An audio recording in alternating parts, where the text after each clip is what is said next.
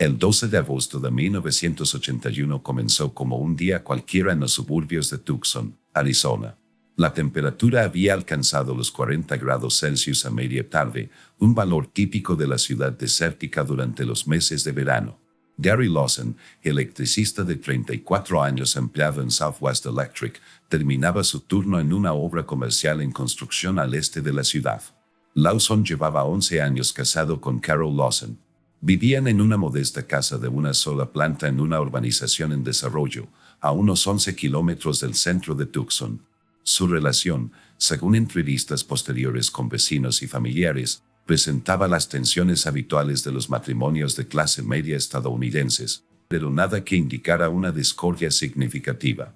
Aproximadamente a las 17:30, Lawson conducía su camioneta Ford F-100 azul de 1978 por Speedway Boulevard cuando decidió parar a comprar comida para llevar en Barrel Pit Barbecue, un restaurante local conocido por su brisket ahumado y sus costillas de cerdo. El restaurante contaba con un estacionamiento de grava con capacidad para unos 20 vehículos. Al entrar, Lawson observó una camioneta Dodge Clara estacionada cerca del límite oeste de la propiedad. Lo que llamó la atención de Lawson no fue el vehículo en sí, sino sus ocupantes.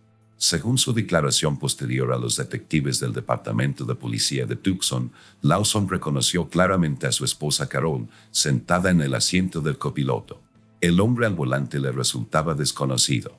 Ambos individuos parecían estar manteniendo un contacto íntimo que Lawson describió como besos apasionados. Lawson informó haber experimentado una respuesta fisiológica inmediata, aumento de la frecuencia cardíaca, sudoración y lo que él describió como una opresión en el pecho. En lugar de confrontar a la pareja, permaneció en su vehículo observándolos durante aproximadamente 90 segundos. La camioneta Dodge salió del estacionamiento y giró hacia el oeste por Speedway Boulevard. Lawson declaró que intentó ver la matrícula, pero no pudo hacerlo desde su posición. En lugar de seguir el vehículo o continuar con su plan original de comprar comida, Lawson condujo directamente a su residencia. Llegó aproximadamente 15 minutos antes de que Carol regresara. Según su declaración, Carol no dio ninguna explicación sobre su paradero y se comportó como si el día hubiera transcurrido sin incidentes. Esa noche, Lawson no mencionó lo que había presenciado. La pareja cenó, vio la televisión y se retiró a su dormitorio aproximadamente a las 22. Lawson informó que tuvieron relaciones sexuales, tras las cuales Carol se quedó dormida mientras él permanecía despierto. Luego sacó una botella de Bourbon Jim Beam del armario de la cocina y consumió aproximadamente entre 237 y 297 mililitros de alcohol en varias horas. El expediente del Departamento de Policía de Tucson indica que el 13 de agosto de 1981, Gary Lawson llamó a su empleador, Southwest Electric, para reportarse enfermo. Su supervisor, Raymond Velázquez, señaló que esto era inusual, ya que Lawson no había faltado a un día de trabajo programado en casi 7 meses. Velázquez testificaría posteriormente que Lawson se había mostrado distante y distraído durante su breve conversación telefónica. Después de que Carol Lawson partiera a su puesto como secretaria de unidad en el Centro Médico de Tucson a las 6:45, Gary pasó la mañana realizando lo que luego describió como vigilancia. Se ubicó en su vehículo en lugares donde creía que su esposa podría encontrarse con su acompañante. Lawson admitió haber consumido 2 bebidas alcohólicas más antes del mediodía. Aproximadamente a las 19, la vigilancia de Lawson dio resultados. Al pasar frente a una lavandería de autoservicio en la calle 6, observó lo que parecía ser la misma camioneta Dodge Clara que había visto el día anterior. El vehículo estaba vacío, pero estacionado en un espacio junto a la entrada del establecimiento. Lawson estacionó al otro lado de la calle a una distancia suficiente para mantener la vigilancia sin ser detectado. Después de aproximadamente 17 minutos, un hombre caucásico de complexión mediana salió de la lavandería con una pila de ropa doblada. El individuo subió a la camioneta Dodge. Antes de irse, el hombre pasó varios minutos consultando lo que parecía ser un cuaderno o un libro de contabilidad en el asiento del copiloto. Esta demora le dio a Lawson tiempo suficiente para anotar la matrícula del vehículo en un recibo de gasolinera que encontró en la guantera. Lawson también sacó una cámara Polaroid SX-70 de debajo de su asiento y capturó una imagen del vehículo. Esta fotografía se convertiría posteriormente en una prueba clave en la investigación. La instantánea mostraba una camioneta Dodge V100 de 1975 con matrícula de Arizona RVJ 247. En lugar de confrontar al individuo, Lawson siguió la camioneta a una distancia de aproximadamente 2 cuadras durante casi 3 millas antes de que el vehículo entrara en un complejo de apartamentos en North Campbell Avenue. Lawson no entró en la propiedad, sino que regresó a su residencia. Esa noche, cuando Carol regresó de su turma a las 20:15, Lawson decidió no confrontarla sobre sus sospechas. Según la transcripción del caso, más tarde explicó esta decisión como parte de su estrategia para recopilar suficientes pruebas antes de confrontarla. Pasó el resto de la noche investigando cómo rastrear la matrícula de un vehículo a través de registros públicos. La mañana del 14 de agosto de 1981 comenzó con Gary Lawson siguiendo a su esposa al trabajo. Observó a Carol entrar al hospital a su hora habitual y luego se dirigió a un restaurante a unas 3 cuadras de su residencia. Según la camarera que lo atendió, Connie Velázquez, sin parentesco con su supervisora, Lawson parecía agitado y consultó su reloj repetidamente durante los 40 minutos que permaneció en el establecimiento. A las 7:20, Lawson llegó al supermercado Food Town en East Broadway Boulevard. Mientras buscaba un lugar en el estacionamiento, observó una camioneta Dodge de color claro, idéntica a la que había fotografiado el día anterior. El vehículo estaba estacionado en la esquina noroeste del estacionamiento y un hombre estaba de pie junto a él, fumando un cigarrillo. Lawson verificó la matrícula, RVJ 247, y confirmó que se trataba del mismo vehículo que había visto antes. Estacionó su camioneta Ford aproximadamente a 9 metros detrás del Dodge, asegurándose de que el otro vehículo no pudiera salir marcha atrás.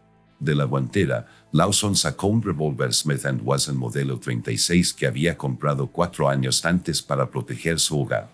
Tras guardar el arma en el bolsillo derecho de su chaqueta, Lawson salió del vehículo y se acercó al hombre que estaba junto al Dodge. 3 testigos, Martha Holloway, 67, Samuel Prentice, 42, y Justine Alvarez, 23, declararon sobre lo ocurrido a continuación. Según su testimonio colectivo, Lawson se acercó al individuo por detrás sin hablar. A 1 metro de él, sacó el revólver del bolsillo y, sin previo aviso ni confrontación, disparó el arma 2 veces seguidas. Ambas balas impactaron a la víctima en la nuca a corta distancia. El hombre se desplomó inmediatamente sobre el asfalto del estacionamiento.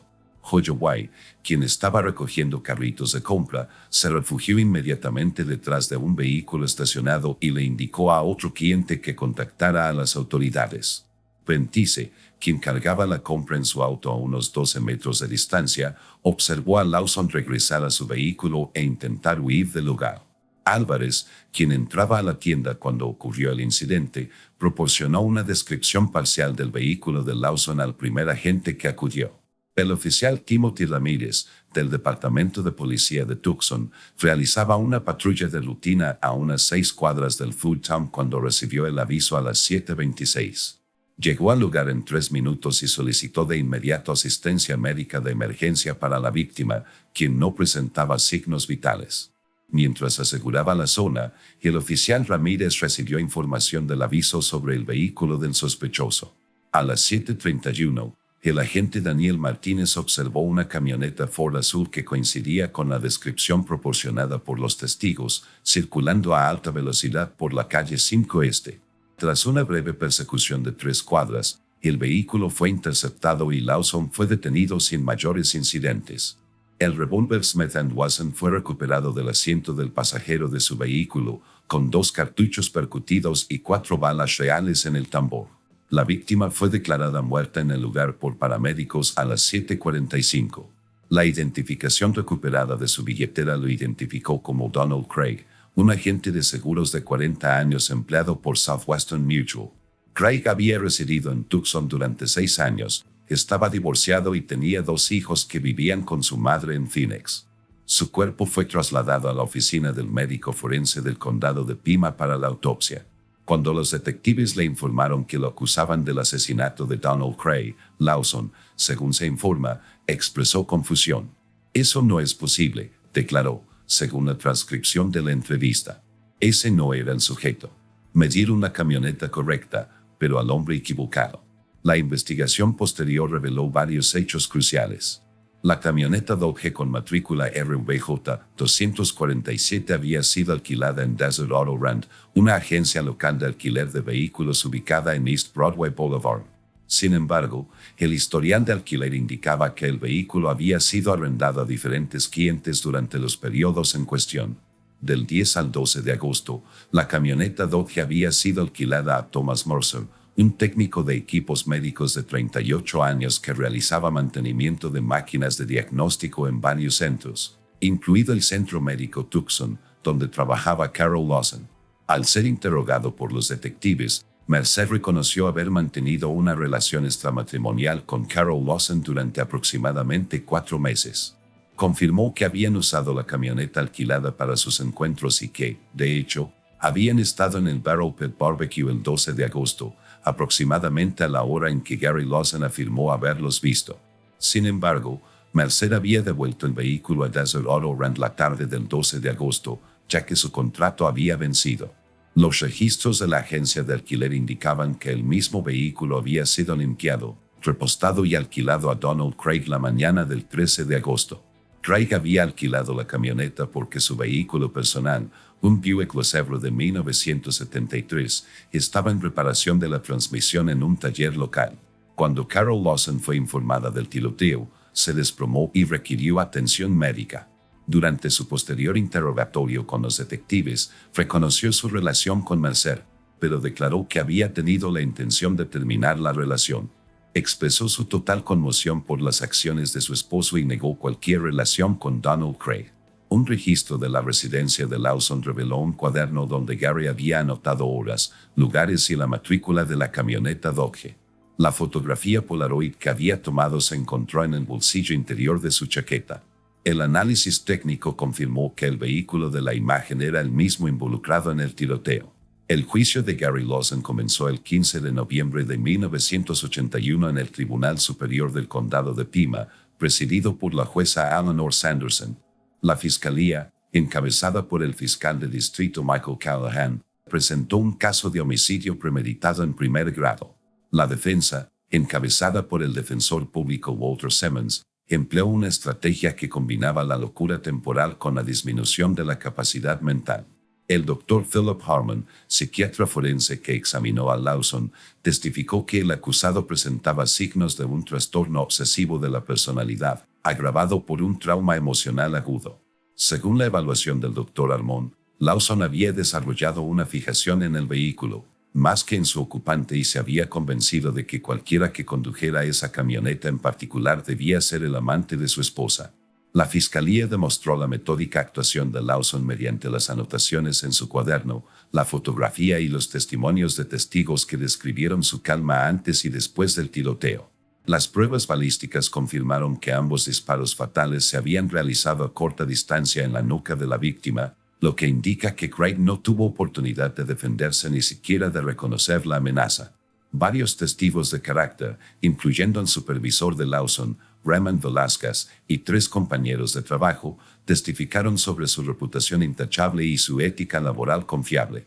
Carol Lawson ofreció un emotivo testimonio, reconociendo su infidelidad, pero también expresando desconcierto ante la respuesta de su esposo.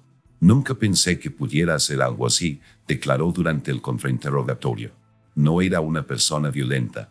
Thomas Mercer testificó sobre su relación con Carol Lawson y confirmó el cronograma del vehículo de alquiler.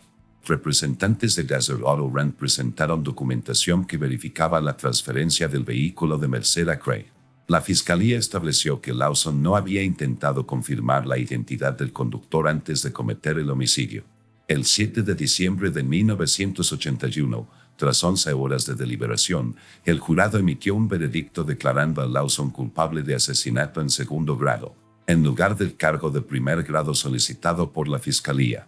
Esta decisión reflejó su aceptación de que, si bien Lawson había tenido la intención de matar, el crimen no fue totalmente premeditado en sentido legal, sino el resultado de un intenso estado emocional y una fijación obsesiva. En la audiencia de sentencia del 21 de diciembre, el juez Anderson se dirigió directamente a Lawson, El tribunal reconoce que usted creía estar confrontando al amante de su esposa. Sin embargo, su decisión de ejecutar a un hombre sin confirmar su identidad, sin confrontación y sin darle oportunidad de explicarse demuestra un profundo desprecio por la vida humana. Donald Craig simplemente conducía un vehículo que, casualmente, coincidía con el que usted había observado previamente. Gary Lawson fue sentenciado a 22 años en el complejo penitenciario estatal de Arizona. La sentencia, relativamente larga, reflejó varios factores agravantes, como la emboscada del ataque y el intento de Lawson de huir del lugar.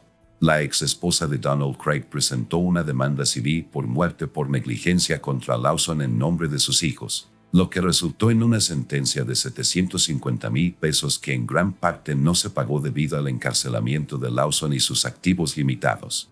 Caron Lawson solicitó el divorcio en enero de 1982. Se mudó a California ese mismo año. Thomas Mercer despidió al centro médico poco después del juicio y se fue de Tucson. El caso se conoció informalmente entre las fuerzas del orden de Tucson como el camión equivocado y se citó con frecuencia en los entrenamientos policiales como ejemplo de los peligros de la justicia por mano propia y la identidad equivocada. La empresa Desert Auto Rent implementó una nueva política de cambio de matrículas entre alquileres, aunque no hay evidencia de que esta práctica fuera adoptada por otras agencias de alquiler de la región. Gary Lawson obtuvo la libertad condicional en 1998 tras cumplir 17 años de condena. Su paradero y actividades posteriores permanecen sin documentar en los registros públicos.